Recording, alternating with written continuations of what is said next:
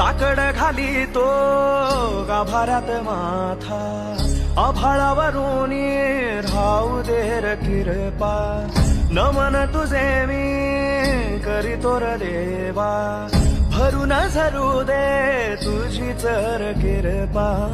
हिमतीच बीज दे पुढे तुझ्या दारची, उभं राहू वादळी ना भीती कुणाची.